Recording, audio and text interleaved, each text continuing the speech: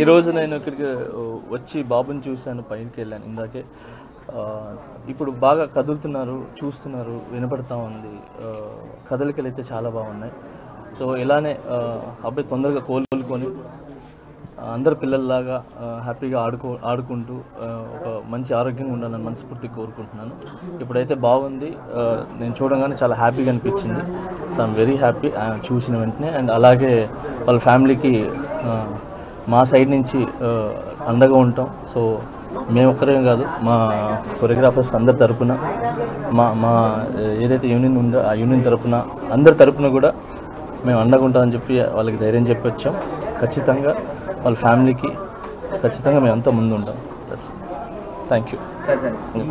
ఈ ఘటన జరిగింది కదా, ఎట్లా సార్ సినీ ఇండస్ట్రీ తర్వాత ఈ ఇష్యూ అంతా అయిన తర్వాత వచ్చి ఒక్కొక్కరుగా పరామర్శిస్తున్నారు. గతంలో ఎవరు రాలేదు వారం 10 రోజుల దాకా. ఇప్పుడు సీరియస్ అయింది కాబట్టి తప్ప బాధిత కుటుంబాన్ని పరామర్శిస్తున్నారు అని చెప్తున్నారు. దీన్ని సార్ అందరికీ వచ్చి చూడాలని ఉంటుంది సార్, మీ అందరికి కూడా తెలుసు.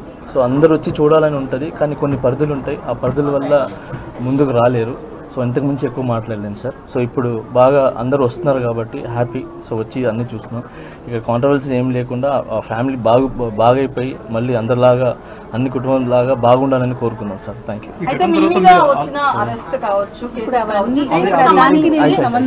ఈ ఘటన అంటే తొక్కిసలాట అల్లు అర్జున్ వల్ల జరిగింది అనేది ఒక రీజన్ కనిపిస్తుంది కదా. అట్ ద సేమ్ టైం మీ మీద కేసు కూడా అల్లు అర్జున్ అనేది ఉంది.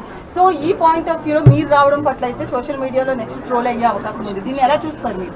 చూడండి, నా కేసు కోర్టు పరిధిలో ఉంది కాబట్టి నేను మాట్లాడటం కరెక్ట్ కాదు.